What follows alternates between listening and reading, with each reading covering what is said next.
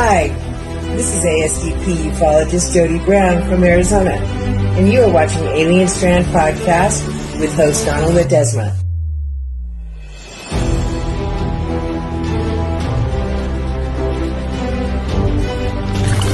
AlienStrand.com, the official website.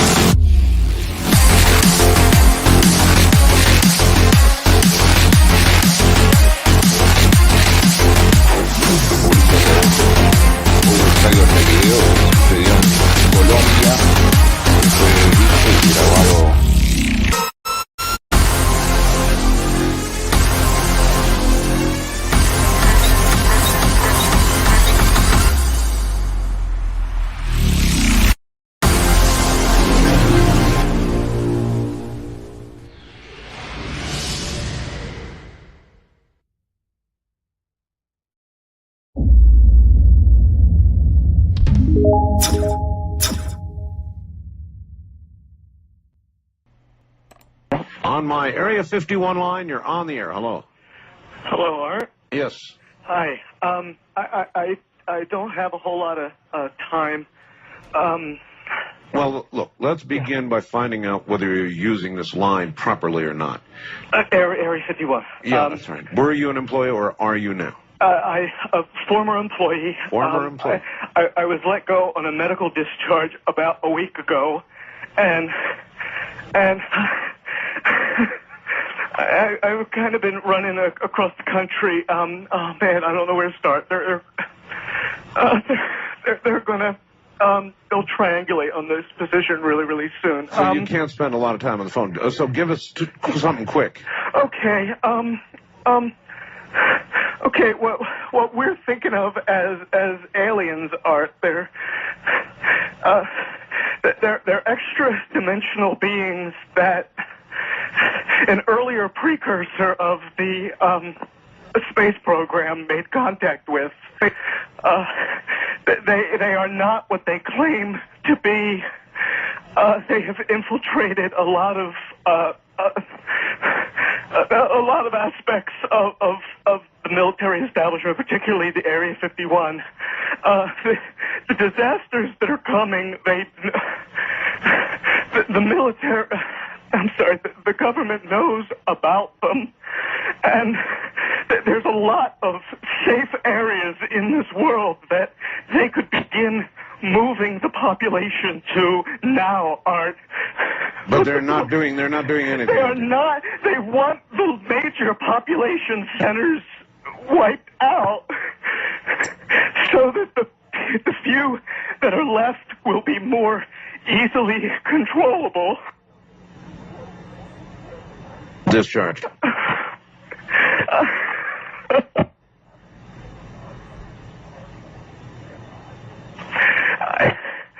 I started getting... Well, this was certainly interesting. We are now on a backup system, everybody. A backup system. And that one caller that I had on the air, I guess we were about in the middle of his transmission, his telephone call, which was one of the strangest ones I've ever had.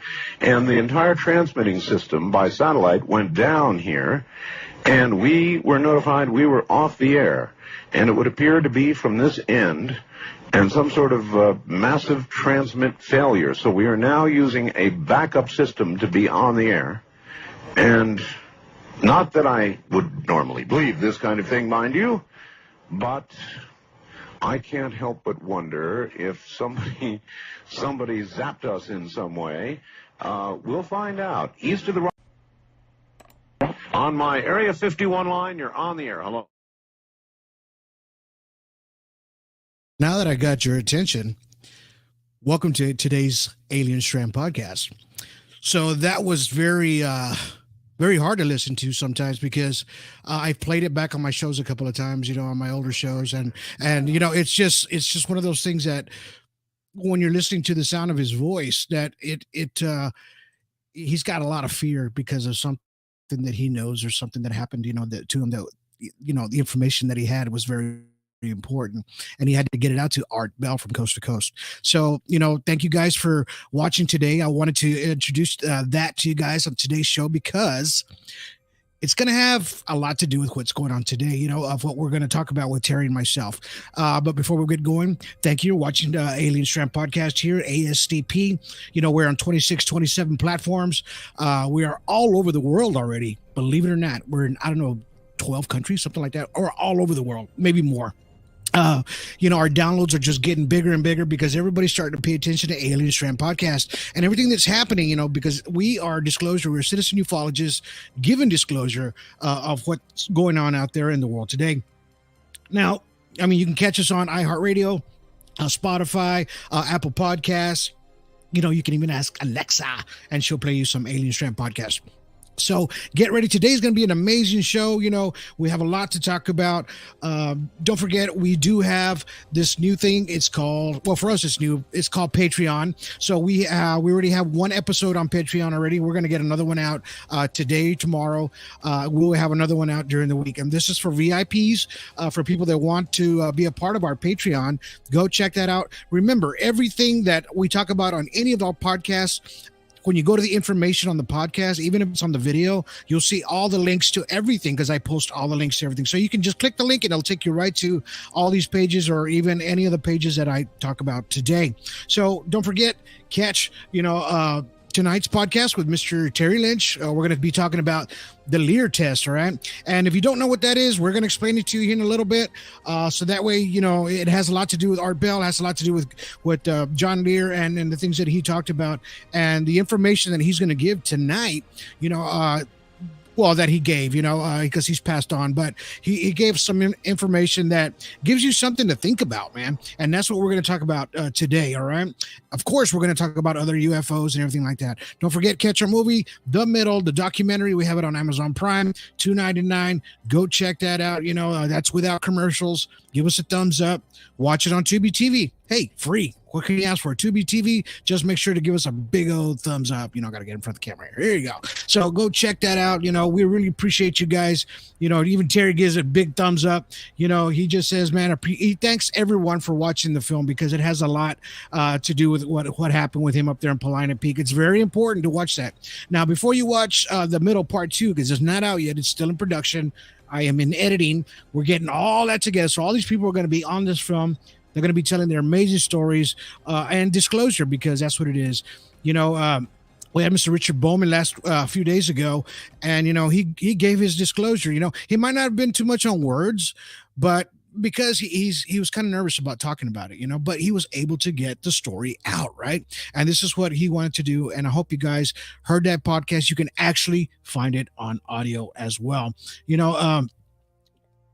There's just so much to talk about today, when you want to be a part of ufology, right? Because you are learning ufologists and we're teaching ufologists every day. We always get new people, man, every day. Of course, Mr. Richard Bowman decided to join us on A.S.D.P. So he's part of the A.S.D.P, we just have another fellow on there. I'll grab his name here shortly, but he just joined as well. So we're starting to spread everywhere. Remember, if you want to be a part of Alien Strand podcast, Alien Strand Disclosure Project, there it is right there. You can find us anywhere on Facebook. Just look for A.S.D.P or Alien Strand Disclosure Project. Remember, this is a private group. If you decide to, if you want to be a part of this group, remember, answer all the questions. Because if you don't, you're going to get declined automatically. That's what we do here, okay? We want to make sure that you're in it, and your heart's in it, and your head's in it, all right? So, and that's what it's about, This is what we do with Alien Strand, and everything that we're trying to do. the Ryan says it was intense. What we just heard a little while ago. Jody says good evening. It's one of those things. Everybody's starting to jump on board because they want to hear everything about disclosure, right? Because that's what it is about. It's about disclosure. And today we're going to be talking about things that happened this week in ufology, and we're going to show a couple of UFO videos. We're going to talk about some recent UFO sightings, so we got that as well. And let's go ahead and just bring in Mr. Terry Linch. He's the other part of this UAP weekly. This is our third one, so he's a part of it. Let's go ahead and bring him on in now. Hello and greetings from the middle, Central Oregon. Right on, brother. Thank you for being with us today. You are a co-host, part of this show, because we work together as a team. There is no I in team. It's team with everyone, especially with the A.S.D.P ufologists, everybody involved in making all this happen for each other, and for everyone and for disclosure. So, what did you think about that opening monologue there on what happened with the... Well, the first time I heard that was back when it was actually being broadcast for the first time. I was kind of skeptic when I first started listening to Art Bell for the first time, and I started listening more. I started listening to him more. There was several times where that was how I went to sleep at night, because he'd do a 3-hour show every night.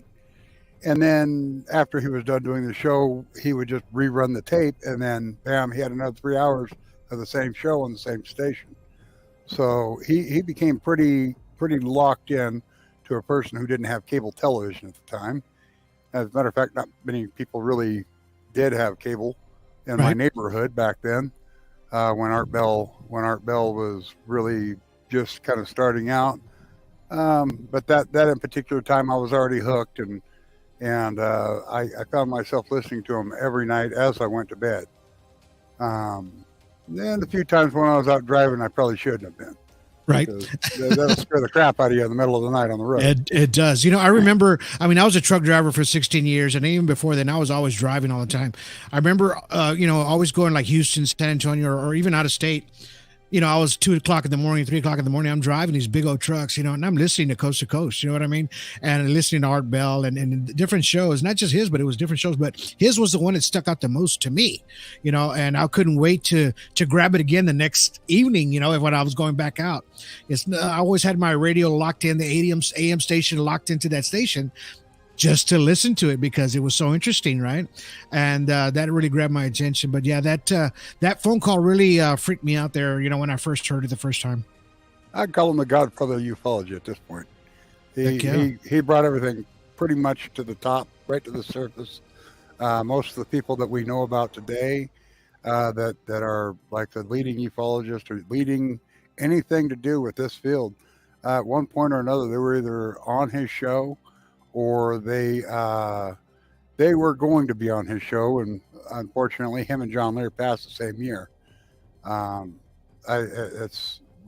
They're both very missed, and I have to say, John Lear, he was one of those guys that he had more answers than people wanted to hear.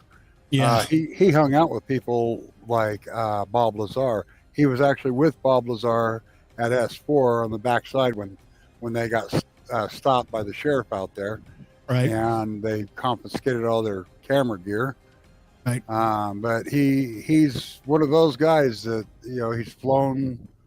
I don't know. Well, actually, I don't know how many different types of jets. His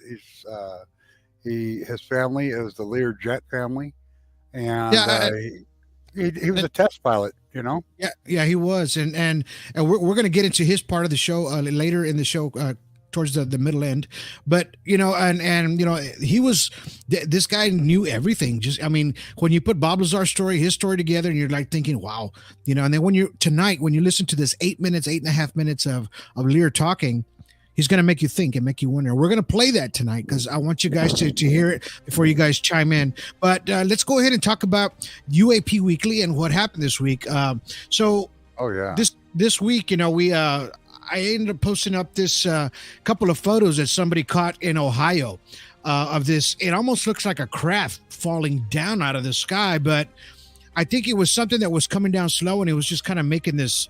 There's not a video, so I didn't get any kind of video from it, but all I know that it was posted from Ohio a few days ago, actually. So this is what they caught out of the sky.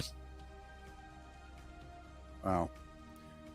I'd also like to add that we have a new A.S.D.P member in Ohio. I have to get to the list of names, but I will let you know that we just took somebody on from Ohio as a new A.S.D.P researcher and somebody that you can contact if you're in this local area. That's Sue Harrison. Sue Harrison, that's correct. I Yeah. think I'm supposed to interview her myself. Yeah, well, mine too. But she's good people. We got her in anyway, and she's her heart's in the right place, and she's experienced a lot of different stuff that's happened to her as well. I wanted to show this photo because it's kind of strange. Even if it was something that was just weird happening in the clouds, it seems to have some kind of a solid object at the very bottom there on the right. When you look at the picture on the right, something looks solid on there. You can clearly see the craft itself on the very bottom end. You notice how it's tipped upright, very similar to the craft that went over Polana Peak. Yeah. I'm starting to notice a trend here with that in particular thing. It's almost like they're trying to signal to people to let them know we're here. Right. That's true. And I shared this on Alien Strand Disclosure Project first because I wanted everybody with the A.S.D.P members to try to jump in and try to get it on there, and just analyze it as much as they could. You know what I mean? So, and that's why I threw it out there because I figured that it's an important thing that somebody caught on their camera, right? And it might have been a cell phone, by the way it kind of looks. Oh, that's another thing. I don't want anybody to think that they have to, just because I'm starting to notice a trend. We've got some people that have joined our group, and they're all buying these really cool cameras that I wish I had. And I started with a cell phone, and you guys are starting with a P950 or a P900 or a P1000. But all I can say is I'm really grateful that you're paying attention to that thing. However, don't put your family out. If all you have is a cell phone, start with a cell phone. You don't have to put your family in the broke house to go out and get yourself a piece of equipment that you're definitely going to have. There's going to be a learning curve here on these things. You got to remember, it takes a while to learn how to use these cameras correctly. Exactly. And you've already pretty much got your cell phone figured out. So what I'm saying is if you know how to use a Nikon or you know how to use a Canon or a Sony, by all means, do it. If you've already got it, by all means, use it. But if you've got a Samsung phone or you got an Apple phone or whatever, go with what you have. Disclosure literally starts with your story, okay? It's how you do it. It doesn't matter what kind of equipment you've got. Do it with what you got. Work your way up into the better equipment, especially if you're getting good results with your phone. Okay. However, if you want to go out and buy the P1000 and try this out, by all means. I'm not going to say don't. That's exactly the top line. The Sony is a top line. I think Sony's only an 800 millimeter, but it's a crystal clear 800 millimeter. The P1000 is a 3000 millimeter, but it's got a little bit smaller processor, so you're going to get fuzzy. Out there in the distance, you're not going to be able to quite focus in like that really cool Sony processor. But I'm going to say this because I always say it. You know what I'm about to say, don't you? I sure do. Go ahead. I am Nikon. Okay, Nikon. Did you hear me? I am Nikon. We got to keep that going, mister. I love my Nikons. All right, so we're gonna have we have this other photo, and this one came out of Portugal. Okay, so this was I believe sometime this month as well, maybe a few days apart from this other craft. So let's go ahead and check that picture out. Let's check this out. Oh yeah, I saw this earlier. Yeah, look at that. That's beautiful. Freaking diamond shape, man. Look at that. How fast you think that thing is? Well, how big? How big is it? That's the thing. How Right. big is this thing? You know what I mean? bet- I want to I bring bet this up a that little thing closer. separates the. Well, I'll bet you that thing moving through our. Let's do this like a pilot would say. I'll bet you that separates the vapor, and Yep. that thing will turn into just a little. That looks like it's threading a needle. You know, you're going to run through things, not see that at full speed. And I'm curious, is the first picture there being another one that's upright again? No, it's the same. It's actually the same craft. It's actually, and I guess it was first spotted in the first standing up position. Then it went into the tilt to where it's horizontal. Mm-hmm. And then it shot up straight as it looks like it's going to the left, up to the left. So as you can tell, this is not CGI because the blur effect is in there. You can almost see the electronic magnetic field around the center photo. It's called an EMF, electronic magnetic basket, flux basket.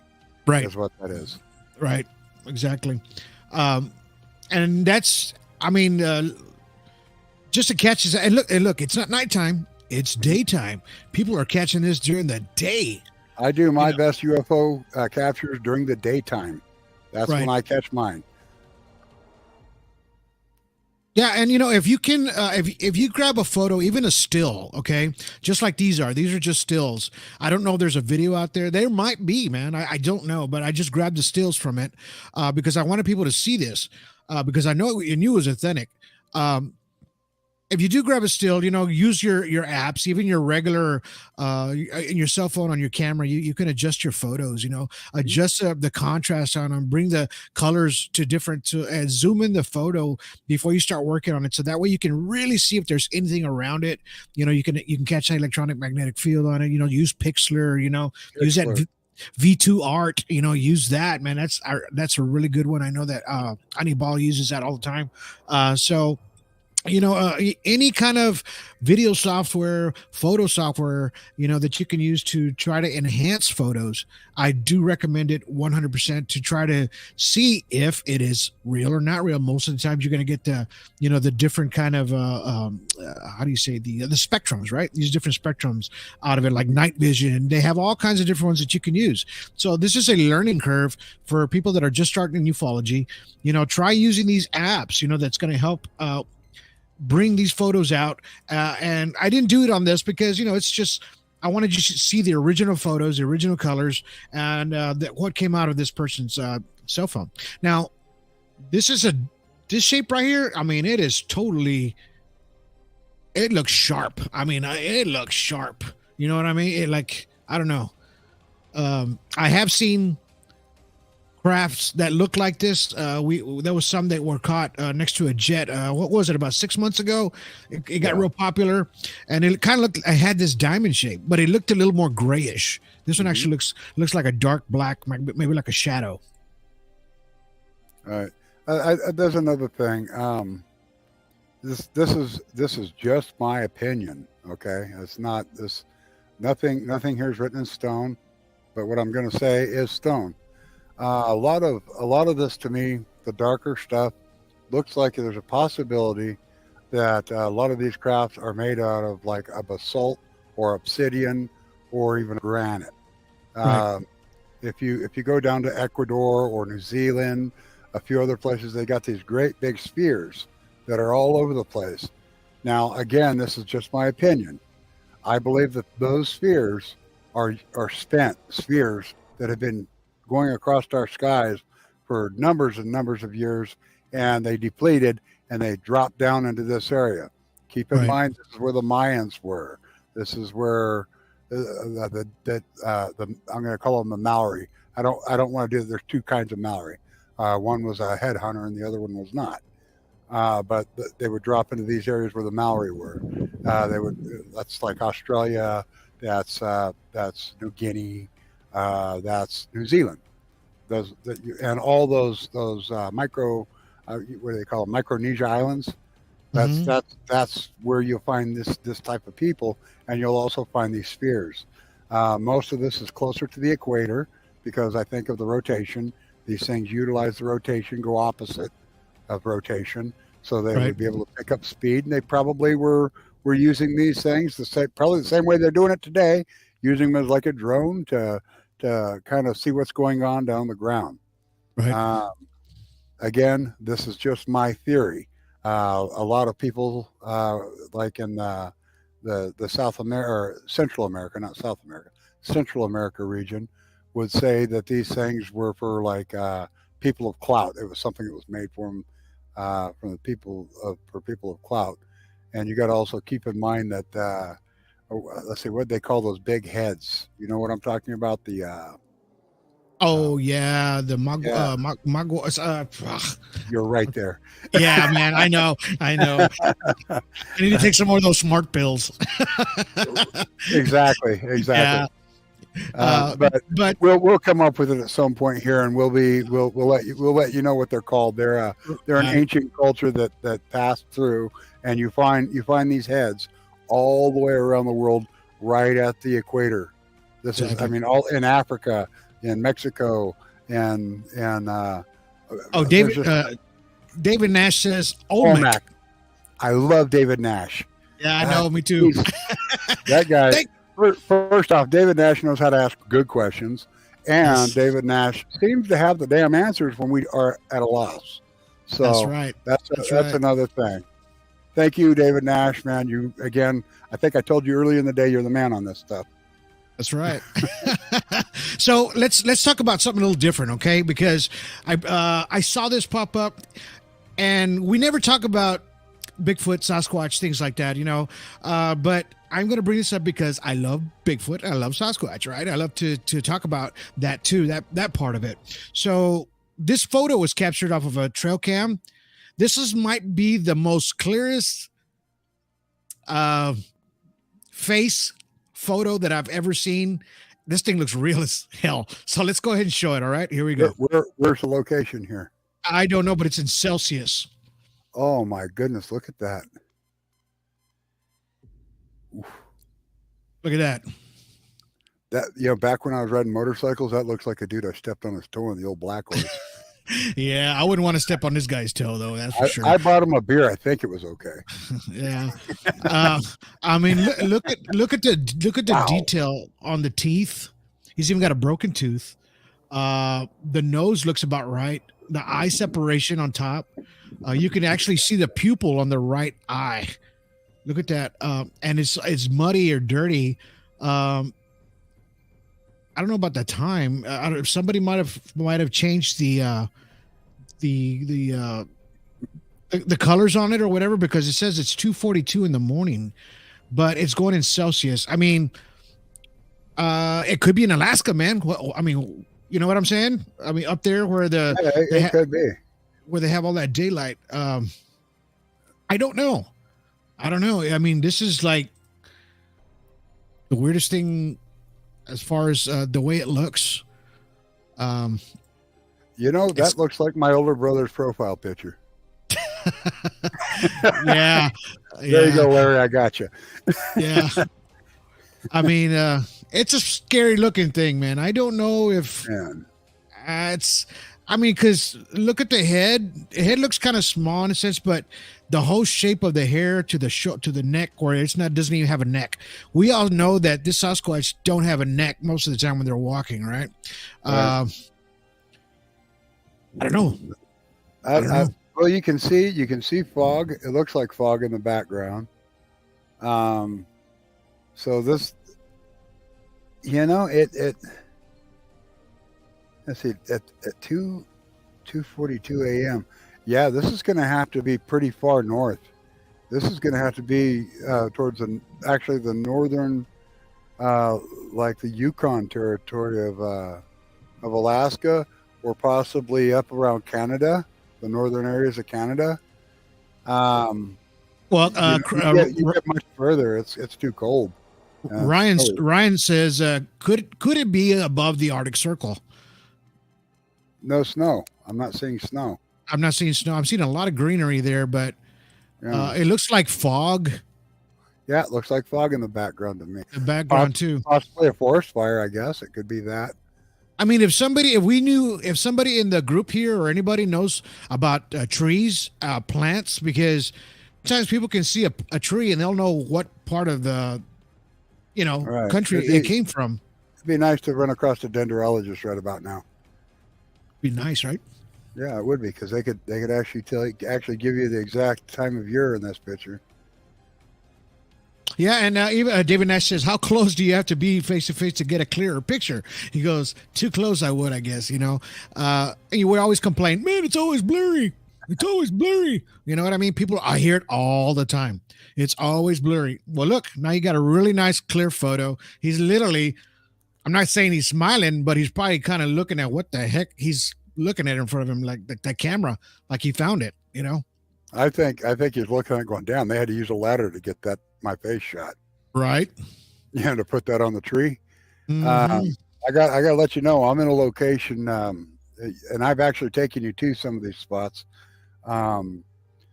If we would have went a little further down the road, we could have went to a place called Todd Lake, and that's actually a famous sighting area for Bigfoot. The doctor and his wife, I can't remember the doctor's name. It was the first 8mm Bigfoot walking across. Everybody sees it doing this as they're going across the field. That's where Right. it was at, was Todd Lake. Right. That's just past the area where you showed me things that I had never seen before with your drone. Yeah. You took me. I took you to a spot, and then you showed me all about it. Yeah. That's good. It was in our first movie, and I don't know if there's going to be other scenes in that area from there, but it was. That's Bigfoot country. This is it. I mean, the Cascadia Passage, the area I keep talking about, it goes from Mount Shasta to Mount Adams. Mount Shasta's in California. You got the Cascade Mountain Range running all the way through Oregon and then all the way up into Washington State. And that's where I live. I live right on the east side of the Cascade Mountain Range, kind of in the middle of that too, because I've got Paulina Peak on the other side of me. So I'm down inside of a valley between all of that, and we're completely, if you see behind me, these are just aspens and pines, but I live in a town called Lapine, Oregon, and we are nothing but pine trees, big pines. We got ponderosas. We've got we call them lodgepole because they're a little smaller around, and you can build cabins and stuff with this stuff. But go ahead. So David Nash asked another question. He goes, "Is that the only picture? If so, and why?" I caught this I'm in 3 Sasquatch groups. For some reason, they don't like mixing UFOs and Sasquatch, so I can't really post too much of my stuff on there. But I get to see a lot of the good stuff that they post, and this came up on one of their feeds yesterday, as a matter of fact. So when I saw it, I was like, "Oh my God, that's like the clearest picture I've ever seen." I'm not going to say it was real, it's not, but damn, that thing looks pretty freaking close to being real, and unfortunately, this is the only thing that they have now, because at the very bottom you can see it. It's got the webcam, so apparently it took video of this. You can tell it's a video because look at the very bottom of the screen of the Sasquatch picture. Look at the very bottom, so you can see that line at the very bottom. It's kind of giving you that like when you take a video of a monitor or something, you can start getting those lines go straight up and down. Well, that's basically that's what you're getting here. It's a frequency. So, and we know that this is a video. They just didn't show it. You know what I mean? So, it'll probably resurface, maybe. So we don't know if it's real or not, but I hope somebody out there kind of goes out there and investigates this a little bit more on this particular photo, and if it is part of a movie, hey, let us know. We'll give you the full credit that it was part of a movie, or if it was not real or somebody was just, kidding around out there. But this thing looks pretty darn close, man. I swear to God, it scared the hell out of me when I first saw it. You know what I mean? Now, Terry, let me ask you this. I know a lot of people talk about this. People with Sasquatch and aliens. Now, I saw another video where somebody saw a craft, and maybe 2 minutes later, they saw this thing just like this walking across the field, and there's a night vision of it. And they're saying there was a 3 lights that came down from the sky. Then all of a sudden, they see this thing walking out, something like it. I this is actually something that we've been kind of just discussing within A.S.D.P. There's a few different people that have been bringing this up, and it does have to cross your mind because they disappear like into thin air. The Sasquatch when they get away from you. Okay, I don't know if it's a. I'm watching rabbits chase each other in my yard. I'm in Oregon. Anyway, there's I continuously catch this orange type sphere, the fire in the sky type. You know, the one that looks like a campfire, and it's starting to make me wonder if maybe this is how they're moving around. That they've got something, that they figured something out. You know, they come down, they do what they've got to do. They got to eat. You know, we all like steak, hence the cows and things like that. But there's got to be something more to these guys. The thing through the research I've done, I can see that they would be something like the original people of Easter Island or the cloud people of Peru. You know, they were tall, giant redheads. They weren't real friendly from what Captain Cook stated. I think they tried to send a boat ashore and they ate them. Anyway, when that happens, you don't send more people ashore.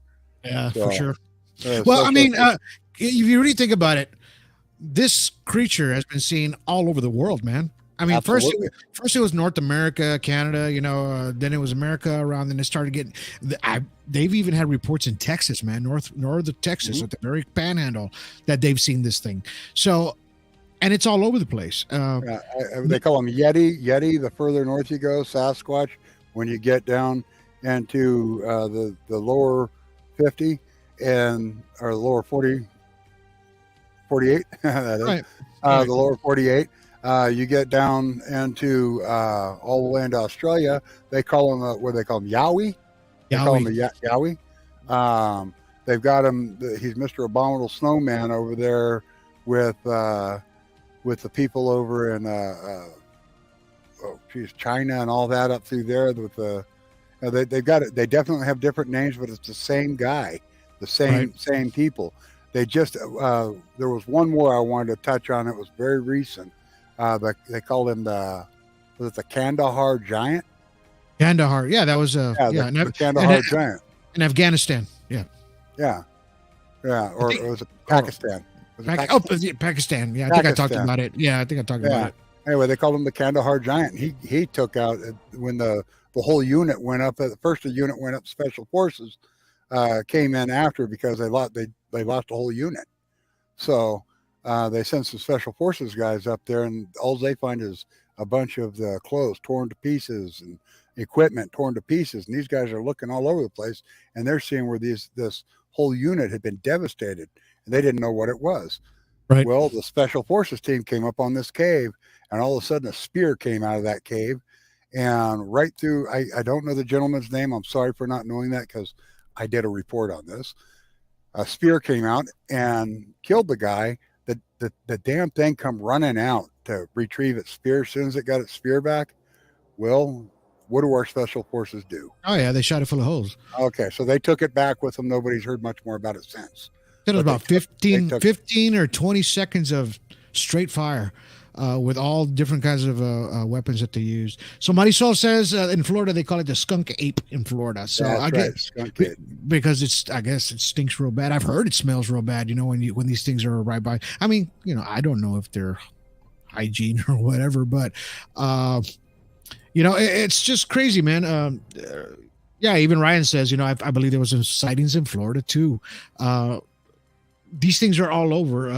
David Nash says, I live in Oklahoma, close to Boggy Creek. In the 1970s, there was a movie about Bigfoot in the area of the legendary Boggy Creek. I guess that's the name of it. So there's a lot of history behind this thing that happens with Sasquatch. And sometimes we get caught up with UFOs and things up in the sky. We forget about the things that are on the ground too.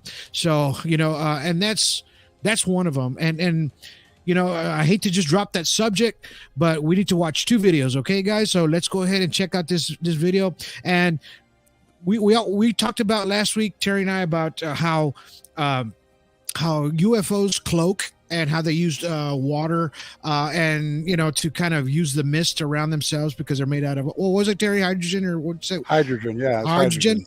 So it's a hydrogen bubble. Right.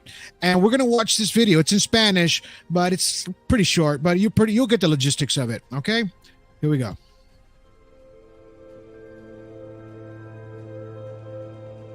En la tarde del 17 de febrero de 2023, en la ciudad de Quito, Ecuador, un evento singular y enigmático captó la atención de Belén, quien se encontraba conduciendo por una calle local.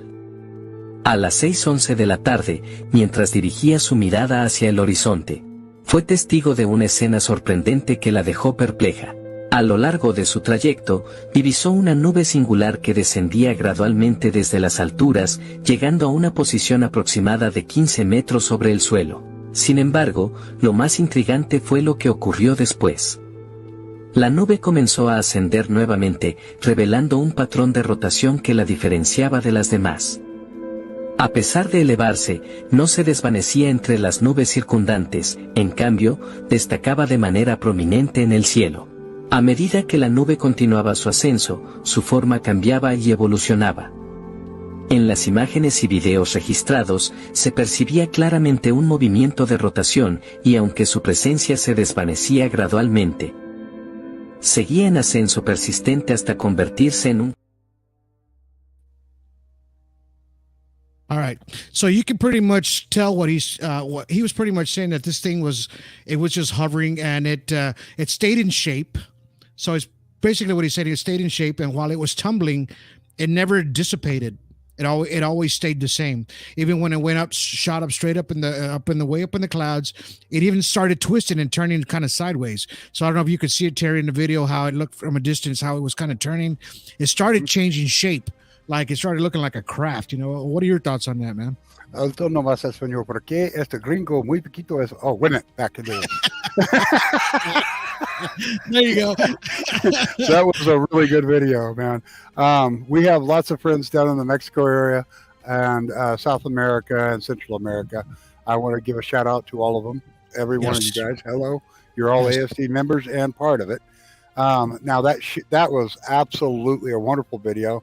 It looked to me, it looked a lot like a Clovis Indian arrowhead.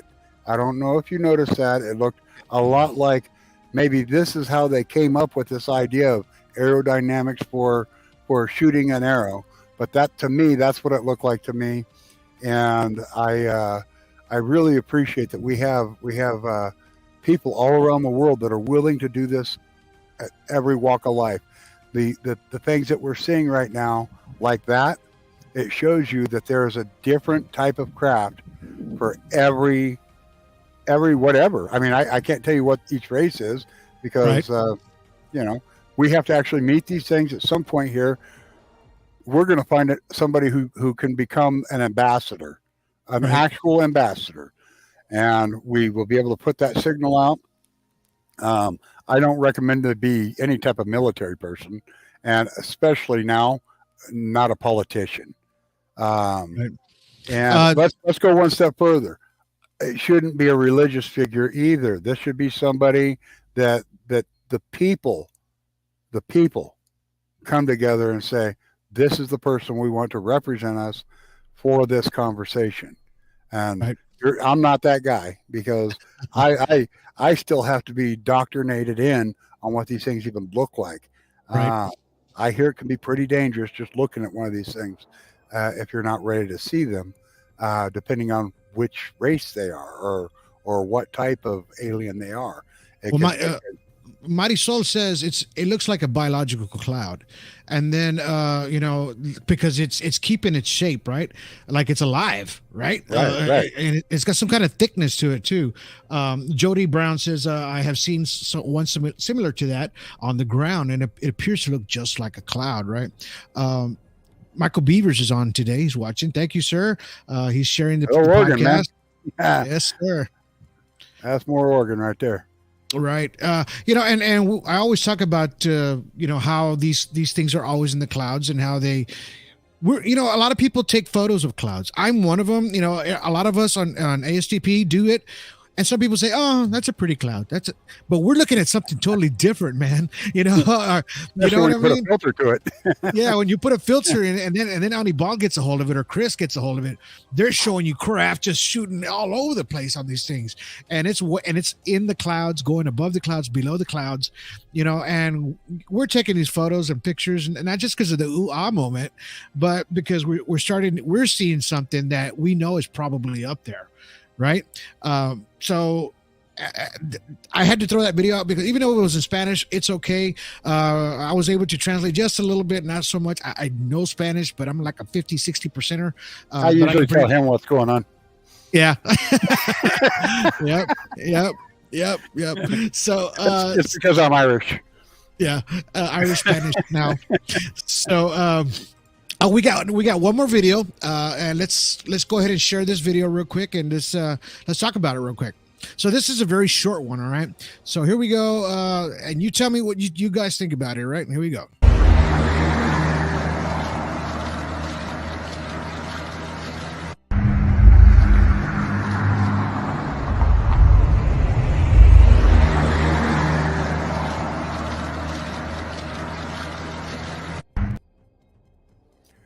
That's why you need a P1000. That's right. That's right. That's right. Right there. I don't know, man. It looks pretty damn good, whatever it is.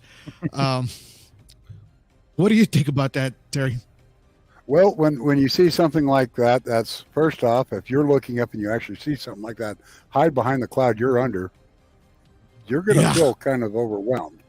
That right to me, I'm going to say that right there was probably somebody had their camera aimed at the right spot, right time, and they probably had their shutter speed adjusted up very high to actually make it move that slow. Because even though they're that size, and that was a massive craft. Don't get me wrong. That was probably the size of about 3 or 4 football fields if you're seeing it that size up around the cloud. Yeah. And well, it was moving in real time. Yeah. So, that was moving in real time? That's in real time. Okay. All right. Well, yeah. Then anybody who was under it was able to see that. Exactly. If they just happened to be looking up. I think that one was shot in Costa Rica. I think that's where that one came from. Again, the closer you get to the equator, the more of these you're going to see. Right. Primarily because Earth's rotation is the fastest at that point. And they generally, if you look close, they're moving against Earth rotation. They're going opposite. The Earth turns one way, they go the other, and that's going to give you the speed that you need. There was another podcast recently that was talking about the same scenario, but we can break away from that podcast, and you can go directly to Dr. Albert Einstein, who actually gives a whole detailed reason why we should be moving against the equator when we travel around the world with just regular aircraft. We don't do it. We go up, we go down, we go up, we go down, and that actually somehow that works out to where you're using less fuel. Yeah. But if you go yourself against the Earth equator or Earth rotation at the equator, you move. It gives you that much more. You have to be higher. What are we calling it? We call it the further away you are from the firmament, the terra firma. Right. The higher up you are, a few things occur. The higher up you are, the slower time moves. You can there's actually a clock. First off, I'm not a physicist, but I study a lot of physics. Okay. There you go. I will never say I'm a physicist. I'm not a doctor. I study geology. I study ancient cultures. I got a couple books on microbiology because I want to see everything from the smallest to the biggest. So with that being said, I'm not a physicist. However, I read a lot of their work. Okay. Right. So there's these different things. As terra firma is the Earth. You go if you look into the book of Enoch, they talk about the higher firma, which is where it was taken to be shown all of the stuff through the book, through that time frame, and he calls it the higher firma. and then this is the lower firma where we're at, terra firma, the Earth itself. So the higher firma, you could probably call it extremely large craft, or you could call it what is that blue planet the Anunnaki lived on? Nibiru. Yeah. Yeah, that's supposed to be the higher firma, or So- a higher firma. Okay, so let's while we're still moving along. I know that's an exciting video too. Let's go ahead and so we had some news about four or 5 days ago that was an actual attack of some Peruvian village out there. They were called the Iquitu tribe out there, and they're actually civilized. You know, they have clothes like everybody. They're not walking around with spears or anything like that. But you know, these people got attacked by something that they said was on jetpacks, or they were walking around. They were 7 feet tall. Apparently, I heard they didn't look like people. They said they looked sort of like gremlins. And one girl got attacked. She was 15 years old. Apparently, she got a good scratch on her neck because apparently on the news it said that a couple of news organizations reported that they were trying to abduct her. They were trying to take her. So, and she was trying to get away, and they ended up scratching her neck pretty bad. So I don't know what her condition is now. I don't know if she's out of the hospital already or not. But I do know that those villagers did open fire on whatever was out there. And they said that these things were green. They said they were like the Green Goblin, like, you know. There's a couple of photos you can, if you really kind of look at it.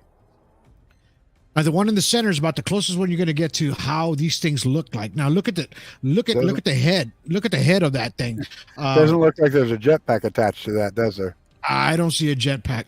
And then on the right, it's kind of blurry, but this thing was on top of one of the buildings, and was trying to take the girl. So we're still trying to break down this story. What have you heard about this, Terry? I first off, I don't like the answer jetpacks, and it takes 3 hours to go up a river just outside of Lima, Peru, to even get to this place. They had to bring the military in. They brought the military and the police. It was military. They brought them up there, and they tried to pass it off as illegal gold mining operation. Again in Peru, an illegal gold mining operation in Peru, where they were trying to scare people away from the local village with jetpacks and slashing at them as they go by. Right. This was the explanation. Does that make sense to you? That does not make any sense to me. Okay, that was the official answer that they had, was these were illegal gold mining operation people, and they were using jetpacks to scare the local villagers and dressing up like aliens to scare everybody out of the area. Now, first off, if it's an old city like this that's that far away from everybody, why would they even bother with the people? Exactly. Right? They would just be passing through and become friends and have coffee and say, "Oh, we live up in the hills." Right. They would never try and draw that much attention to themselves and find themselves a way to have this hit the world news, especially while the UFO stuff's going on. Why would they do that? That doesn't make sense. So to me, it seems like the government, again, not that the U.S. government has ever covered anything up, okay? I just want to make that clear. No, for real. The Peruvian government, of all the places in the world, that just happens to have elongated skull, mummified bodies inside of their museum, and this exact scenario in that exact location. Keep in mind, this is where Cusco is. This is where Machu Picchu is. This is where the Nazca lines are. We're talking about a place that has pyramids. They got giant pyramids. Northern Peru, they had a place where there was a tribe called the Cloud People, and those people were identical to the ones that were on Easter Island, which were giant redheads. Okay, we're talking people that are like almost 17 foot tall, and they were killed off by the Incans. They literally were killed off by the Incans. And just after the Incans got them, guess who came along? The Spaniards. Spaniards. Yep. Took out the Incans. So let me read to you what the India Today news source says. It said last week villagers in Peru were terrified as they claimed that 7 floating aliens. They said 8 faces and attacked them. They go, but now Peruvian law enforcement officials suspect that the villagers throughout the Palascas, whatever, were actually members of illegal gold mining. There you go, syndicate, hailing from different parts of Central and South America. It says locals had initially described the attackers as silver-colored beings with enormous heads who were impervious to the tribe's hunting weapons, right? So in other words, when they're shooting at them, nothing happened to these things, right? So according to the Kutu tribe, it says a group of indigenous people, the summer's alien siege began on July 11th. So what are we today? 13th. That was a month ago. That was a month ago. 4 months okay. Out. Yeah, with locals facing vicious attacks, flying 7 feet tall, mysterious beings in dark-colored hoods. It says, as a perfect report by the Daily Mail. It says illegal miners they attempted to kidnap a 15-year-old girl on July 29th. The teenagers reportedly sustained cuts to her neck and other injuries during the attempt of the kidnapping. So this is the news that they're getting out of. I mean, I've read different stories. Sense. Yeah, that one doesn't. So it's why? I mean, why would the miners try to take that little girl? You know what I mean? Right. If they're gold miners, and then they're floating above the ground. These people are shooting at them with their spears and guns. I heard gunshots in one of the videos. I heard it was gunshots. That these things were kind of, as the gunshots were going, these things were coming in and out of dimension. Right. And they couldn't, we're saying coming in and out of dimension. It could just be the fact that they can make themselves like a transparent and I'm gonna go scientific. Are you ready? Loosen up their molecules and let things pass through and then go back to a solid. Right. Things we can't do. Exactly. But maybe Bigfoot can. I don't know. Maybe Bigfoot can. I don't know. It's whatever this is. It's all ancient, and I'm gonna go ahead and give the Peruvian military a great big thank you for being just like all the other governments, and saying the same thing that they would say. Maybe there was a weather balloon up above them too, and some swamp gas going on. There you go. And Marisol says, "I think we should be investigating this a little bit more," and I think so too, because we need to find out a little bit more and exactly because all these people that saw it. It's not just one person. And then we look at the photos. Does that look like a guy in a jetpack? With a miner or whatever. That totally looked different, brother. There is one that we keep calling a guy with a jetpack that goes over Los Angeles and San Diego area. I mean, we could call it that if you want, because they don't have an answer to that one either. Yeah, the blue jetpack that went across. Yeah, I remember that one. So let's go ahead and get to the main topic of tonight's podcast. And thank you, everybody, for listening. And this is going to be the very important part of this podcast because, we're going to be talking today about Mr. John Lear. And he had an interview on Coast to Coast in 2003, November 2nd, 2003, which was they called the Lear Test, right? He gave all the information of what what was going on behind closed doors, right? Go ahead, Terry. I want to also add that when you listen to this, think about what we just heard at the testimonial at Congress, what these gentlemen had just said, everything that they had just said that they brought forth. Hannibal, back to you, man. And let's just go ahead and watch it. So you're gonna actually just hear it. It's just gonna be his face on there. It's about 8 minutes long. All right. So you guys sit there and listen to everything that he has to say on what exactly happened in the background. Okay. And he's gonna give you his story on it because he's asking Art Bell. He's telling him, okay, I'm gonna tell you like what they would ask you if you were gonna disclose this information. and as working for the government. So let's go ahead and play that right now. We're going to be in the background listening to it as well, okay? And then you guys, I'll throw out your comments as soon as it finishes, and then what you guys think about it, okay? So if you've never heard this before, this was on November 2nd, 2003 on Coast to Coast. Let's go ahead and listen to it. Okay, let's say the government chose me. They were going to use me as an outlet to release this information. Let's just say they did that and they took me to a briefing.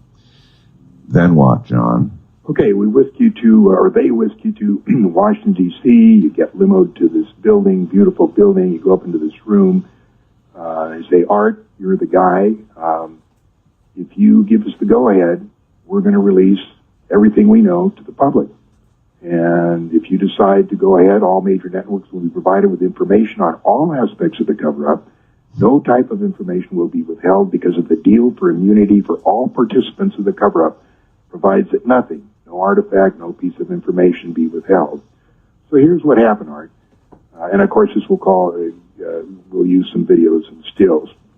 Our first UFO recoveries were in the late 30s. We made a couple in the beginning of the 40s, and then came Roswell, which the public found out about. We got 2 live aliens from Roswell. One died shortly thereafter. One lived until 1956. And we found out that so far there are 18 different alien species that we know about monitoring Earth. Some are good, some are hostile, most are indifferent. We found out that we are the experiment or product, if you will, of an alien race who we never met and really don't know who they are. All we know is that the Greys are cybernetic organisms, glorified robots, if you will, who work here at the behest of their employers, monitoring us through abductions. We were never able to find out what the experiment is all about, except that we have been externally corrected about 65 times, and they, the aliens, refer to us as containers. There has been speculation that the souls our bodies contains is the reason for the experiment, but nothing has been proven or determined. Since 1938, we have lost over 200 aircraft to UFO hostilities and thousands of soldiers in all kinds of different kinds of action with aliens. Since that time, several 100,000 civilians have disappeared with no trace. Several thousand were eliminated by us because of their chance encounters with aliens, which we could ill afford to have publicized. A slightly more frightening phenomenon known as human mutilations have occurred on a regular basis and are similar to the cattle mutilations in that the humans are taken from the street, so to speak, and returned to the same area about 45 minutes to an hour later, with their rectums cored out, their genitals removed, their eyes removed from their sockets, and completely drained of blood. In all cases, it appears that the mutilation procedures occurred while the persons were still alive and conscious. One of our scientists speculated that apparently the human specimens had to be alive for the samples to be worth anything. Abductions occur on a daily basis throughout the United States to at least 10% of the population. And when we first became aware of this, we protested to the little gray being that we held in captivity at the YY-2 facility at Los Alamos. But a deal was struck that in exchange for advanced technology from the aliens, we would allow them to abduct a very small number of persons, and we would be periodically given a list of those persons abducted. We got something less than the technology we bargained for and found that the abductions exceeded by 1,000,000-fold what we had naively agreed to. In 1954, President Eisenhower met with a representative of another alien species at Lear Test Center, which is now called Edwards Air Force Base. This alien suggested that they could help us get rid of the Greys, but Eisenhower turned down their offer because they offered no technology. At this point, it became apparent to all involved that there was no such thing as a God, at least as the public perceives God. Certainly some kind of computer recorder stores information, and an occasional miracle is displayed by the aliens to influence a religious event. So this so unnerved Eisenhower that he had In God We Trust put on paper money and coins and put into the Pledge of Allegiance to reaffirm the public belief in God. Shortly after this, it was determined at meetings between the U.S. and Russians that the situation was serious enough that a Cold War should be manufactured as a ruse to divert attention of the public away from UFOs and towards some other scary threat, the H-bomb. Wow. It was also decided to keep the ruse secret from any elected or appointed official within both the U.S. and Russian government, as long as it took so long to vet these officials, and the ruse was easier to manage if the top people didn't know about it. In the late 1950s, NASA was formed to compartmentalize containerize, and sanitize information from all space platforms and vehicles. We sold NASA to the public, claiming that all information would belong to them. Actually, they got very little, and even that was highly sanitized. Our first efforts were to keep the public from learning about Venus, and that it's a similar planet to Earth, and that its population is very similar to us, but more technologically advanced. We have learned a lot from them. Starting with the Russian Venera 1 and U.S. Mariner 2, we made Venus look like a lead-melting volcanic surface spewing sulfuric acid into a pressurized atmosphere 90 times that of Earth. And was often the case, we overdid it and wondered why no one ever asked how a parachute survived a descent into 800-degree air. We set up operations in Pine Gap, Australia to preclude any prying eyes trying to figure out what we were up to. We regularly eliminated, through extreme prejudice, anybody who was part of the operation and made the least little tiny threat about disclosure or satisfaction with the operation. Any space mission that included Mercury, Gemini, Apollo, Mariner, Voyager, Clementine, and all the rest, all data initially came transmitted to Pine Gap, and then it was relayed to JPL or wherever after the sanitizing. We had a little trouble with amateur radio operators, but we figured out when they figured out how they could intercept these signals, but we managed to deal with that. When the Russian threat began to fade, we introduced Vietnam, which kept the public occupied for over 10 years. The cover-up and the personnel to run the operation began to get bigger and bigger and required more and more money. We were enforced to inflate the defense budget, which soon was not enough. Then we got into the drug business, which was still not enough. We were the ones that looted the savings and loan industry and Wall Street to boot. It is so out of control now, most people want immunity and want out. But there is so much secrecy and so many double and triple blinds in place that it is unlikely that this thing can ever be dismantled. And even if you give us the go-ahead to spill the beans to the public, it's unlikely they will get anything more than, yes, we recovered a flying saucer, and yes, there was an occupant, but that's all we're going to tell you. So go ahead and roll the tape for Mr. Bell. What you see here are the human mutilations look like. That one was a male about 27 years old. Now that film is of dead aliens being pulled from the wreckage of their craft that crashed in Linch, California in the 50s. That craft you see over there was over 250 feet in diameter and had to be buried on the spot. That site is in Utah near Dugway Proving Grounds. The object that you're looking at now is the Kecksburg Acorn, which was brought to Wright Pat in the middle 60s. There's Frank Drake trying to force information out of a being tied down to that stretcher. He was supposedly from Tau Ceti. These pictures you're looking at now are the structures on the moon. That's the tower in Sinus Medai. It's over 7 miles tall. And that thing there is what we call the Colossus of Agurum in Mare Crisium. We don't know what it does, but the machine itself is bigger than Brooklyn, New York.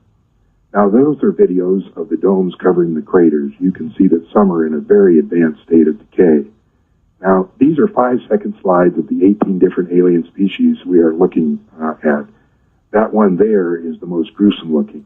The guards at one facility are carefully indoctrinated over a period of several months, being shown pictures similar to, but not exactly like the alien. Only when they have been acclimatized, so to speak, of the horrible-looking beings are they allowed to stand in security positions. Before these acclimatations were done, we had 2 guards die of a heart attack as these aliens came down the hallway unexpectedly. And this last clip is of the Kennedy assassination. You've heard of the second gunman theory. Well, this is the second camera that recorded exactly what happened. We had 4 gunmen. And the bottom line was Kennedy had to go. He insisted on releasing what little alien information we had told him about, and he was trying to withdraw troops from Vietnam, which we were using as a diversion for the public. After Kennedy, we never told any president anything. Nixon knew because he was briefed as VP in 1952. That's how he knew where to take Jackie Gleason to Homestead Air Force Base to see the alien bodies we had storage there. And that's about it. And there you go. That's amazing stuff right there. Go. He was trying to tell us something that day. Yeah, I mean, he busted it out to the world, basically at 2-3 o'clock in the morning, telling Art Bell of everything that was happening, backstage. Right. a lot of people. So, I mean, it's. Tell us why it's a test, Terry. Well, first off, he was actually asking Art Bell, what would you do? Would you, after hearing everything I've had to say after this briefing, you're the one person, and this goes to everybody, every single person that's listening right now. Think of this as you're the person that's going to give the world disclosure. You have a choice to either do it or not do it based on the information you just heard. And of course, we didn't see slides. We didn't see any of that stuff because this was a hypothesis from Mr. Lear. Okay. Right. So John Lear, when he was putting this to Mr. Art Bell, I don't want people thinking War of the Worlds here. Okay. I want you to think about, what would you do? Would it be within the world's best interest for you to give disclosure? Or would you say, I don't think we're ready for it. There's going to be too many guys with shotguns waiting at the edge of the craft. You know, there's going to be a bunch of people that say, nah, you got to get a green card and come before you come into my country or whatever. I mean, think about that. He said 18 different, how many different religions all of a sudden would you have that weren't there before? How many different political situations would you have that weren't there before? All of a sudden, you got all of this stuff now that you got to think about, and you got to put it forward, and you got to think, now, is the world ready for this? Is the world actually ready for this? And that's what the Lear test is. Now, I want to go reiterate on something. Recently, we had a bunch of people testify under oath at Congress in a hearing, and basically they're telling us exactly what John Lear just said. He said, you're going to get a craft. You're going to say that there was a body of some kind on the craft, and that's all they're going to tell you.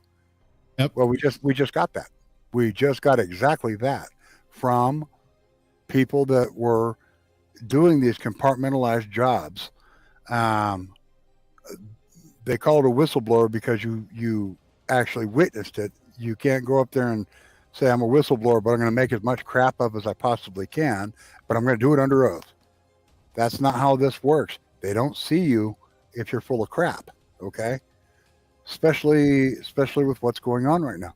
We're trying to get answers. We, as A.S.D.P., we're the citizens that in some cases we have more answers than some people that are actually in the military.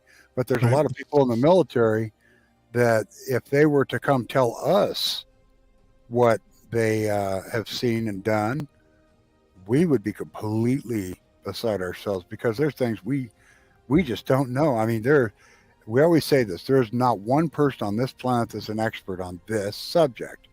Right. However, we have the writing on the wall all the way back to the first fire that was lit to now. Think about the last 200 years on this, just the last 200 years on this planet. We went from everybody riding around with a horse and a carriage, all right, to now we have stealth fighters. We have, I can go down to the dollar store for $1 and get a laser for $1. Okay. We've got your phone, this computer, this stuff, all this stuff. Tesla was the one that really made things advance. He's the one that taught us how to use FM and all of this stuff, the filtered modulated. He brought us electricity that was, more of a steady flow of electricity instead of. Oh, actually, and the Wi-Fi that's all over the world now. That oh my God! Yeah, I mean, people are getting it in the middle of nowhere where they never got a signal. Now they're getting a signal. He talked about that. He talked about that mess. And Lear, he actually during the Vietnam War, he was working for the CIA with the cargo. So he was taking stuff back and forth. So he would know about stuff like this. Yeah, he was Air America. CIA. This guy had the highest clearance. Yeah, man, and he was out there doing this stuff, and then for somebody in the military like that, and then all of a sudden get into UFOs and things, that he had to have seen something, man. He had to have. Time in the air, the most pilots in their entire life. Exactly. Maybe 3 times more than your average pilot, because again, what's his family name? The Lear Jet family. Lear Jet. Think about it. I mean, Right. these guys always up above us. Now let me talk about this real quick. We had remember when David Grush, he just gave out this information here about three weeks ago, right? The same news. This would piss. I mean, made me angry. I don't want to even cuss, but it made me angry because the same news organization that said, "Ooh, this guy is a whistleblower for UFO. We're going to be the first ones to put him on TV." Yada blah blah blah. Right? So they get him on. He does his thing, right, in front of Congress. Right. He doesn't tell all the information. You know, some stuff he had to hold back and said, I'll tell you behind closed doors, but I can't tell you here. Right. Okay. Yeah, okay. Another week passes by, and then another week passes by. And then now, so they tried rubbing his face in the dirt. So here it comes. Right. They start saying, oh, we just found out that he was a drunk and he had PTSD and he used to argue with his wife. Right. Now, they're trying to discredit him for that, man. Okay, and I'm going to be as real as I am, because this is why some people don't like me, because I just tell it like it is, and I'm going to tell it like it is. I like to drink beer. Does that make me where you don't get anything that I'm saying? I've had arguments, you know, in the past. Does that make me a bad person? Does that make me not being credible? I've had PTSD when I saw my sister scream to me her last words. I had that for 8 years and it bothered me, right? Mm-hmm. But because I had that, do I look like, you know, I'm not a credible person? That's what I'm trying to say. These people are using stupid tactics like this to rub his nose or rub his face in something that we as human beings and individuals experience on a daily thing, man. This is life, brother. This is life. This is the life. Type of thing that they do to try and muddle the fact. They'll make a smoke screen over here. We see it every day, literally every day now. You see somebody over here saying something, and you see somebody over here saying something. They're trying to out something each other, so you don't see what they're doing. Right. But both of them are doing something. I'll put that out there too. I don't like to put politics out there, but I'm going to tell it to you like a Native American would. I'm Cherokee, and a lot of Native Americans are going to laugh about that one, but I'm Cherokee, and I got to tell you, as I would have to say it, is you have an eagle, right? You got a left wing and you got a right wing. This is our government. They're the same friggin' bird. Yeah. Okay. So. Yep. All they're doing is they're covering things up that the other one's doing, and the louder one gets, that means the louder this one is, the more crap they're actually trying to pull off, while this one's trying to defend themselves about the louder crap. So you got this, you got louder, you got quieter, and that's what's happening. You have something like that, and it looks like they're not working together, but they're actually working together. All of them are working together. Yeah, and there's a Spanish term for it. They kind of I'm going to say it in English, but it's like they all cover themselves with the same blanket, right? And there's a Spanish term for it. I can't say it because I don't speak very well Spanish, but I can tell you this, that you know what they're trying to do to him, to discredit for everything that he was trying to say, just like Lear did, right? Did Lear get any backlash for coming out on Coast to Coast and doing that? I mean, he did. I'm sure he did. You know, these guys, he became what they call the world's most, the largest conspiracy theorist, UFO conspiracy theorist person in the world. And by the way, they took all his files too. He had a museum's worth of this stuff in his home, and he liked to show it off. He didn't just say, I'm saying this. He practiced what he preached. He walked the walk. Right. He flat walked the walk. Right. Art Bell walked the walk. Bob Lazar walks the walk. These guys walk the walk. You walk the walk. Right. And you know, that's why we wanted to show you guys tonight the Lear test, because it was important that you guys saw, if you've never heard it before, and this is the first time you're hearing it, well, I'm glad you heard it on today's show, because this is what it's about, and it gives you thought of what could be out there, or who's telling the truth, or it kind of just gets you thinking a little bit more, and it gets you thinking as an investigator or as a detective. Hey man, I better dig into this just a little bit more. I want to get some more answers, of what we're seeing up in the skies or around us, or Sasquatch or whatever it is. We these guys had access to everything in the background that us as citizens don't. So when these guys come out and they say this stuff, they get persecuted for it, right? And they take their pensions away. They do things like that. Sometimes, when you get older, me, I'm an older guy, an older cat, and if I was to come up to that, I'm gonna tell you this, most men when they're hitting close to 60, they're like, I don't care. You know what I mean? Just do what you're gonna do. I'm done. You know what I mean? And basically, I think this is what happened to him. He just got to that moment and just said, "Yeah, I don't care. Just do. I'm going to say what I have to say, and I'm just going to do it." And that's what happens. It's really strange, Art Bell and John Lear. This is the strangest thing, the weirdest coincidence ever. They both died the same year. In 2022. Yeah, both of them died the exact same year. Anyway.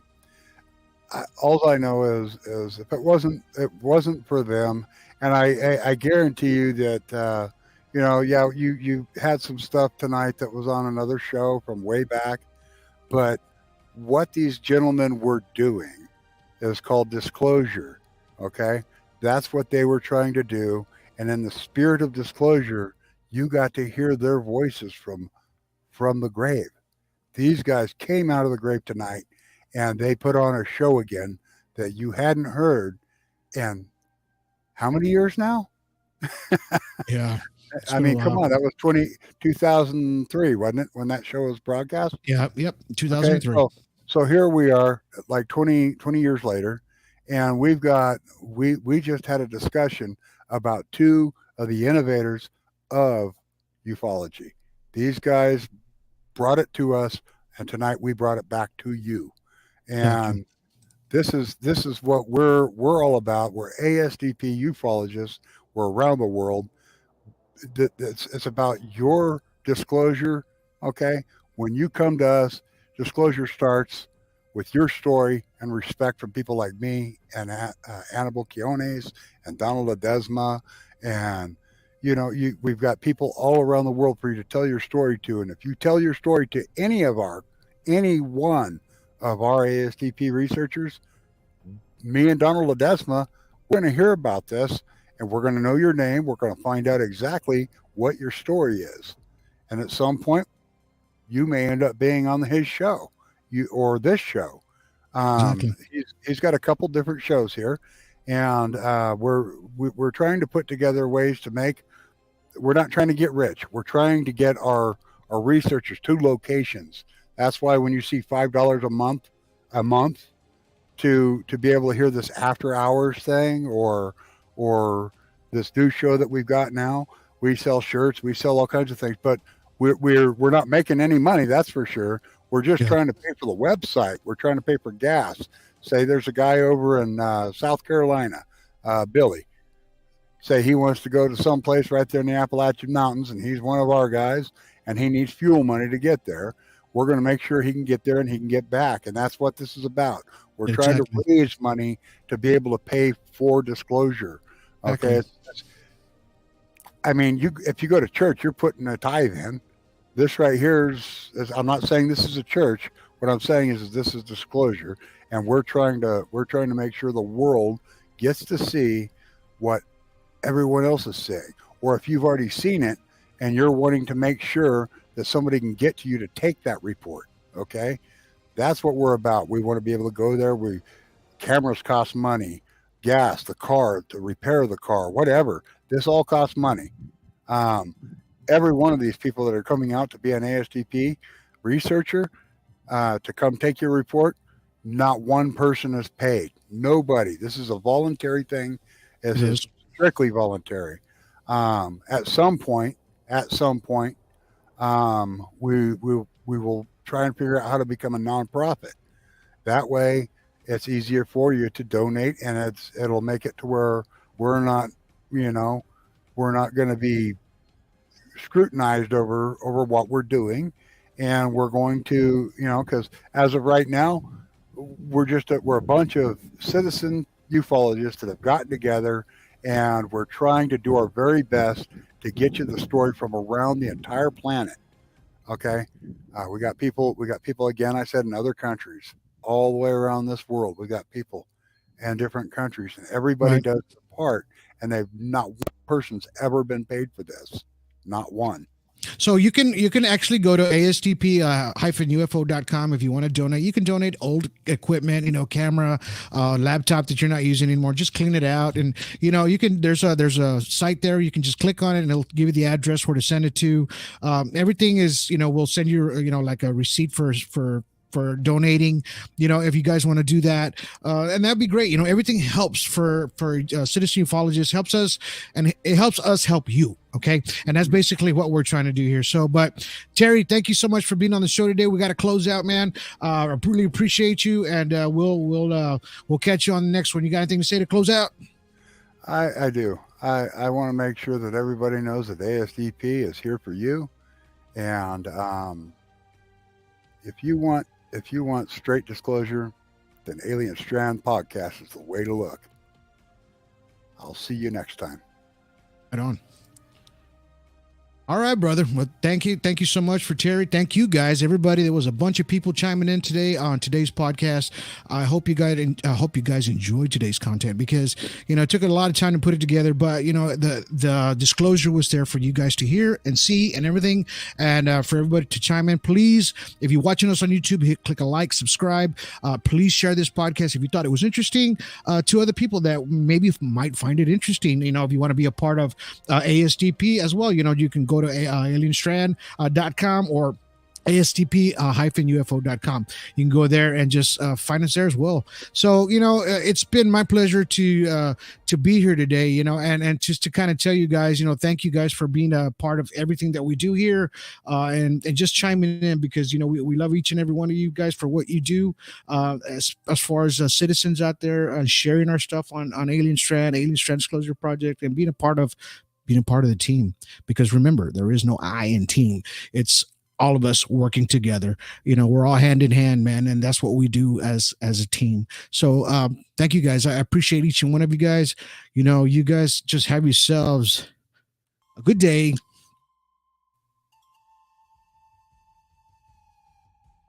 Have yourselves a good evening. Have yourselves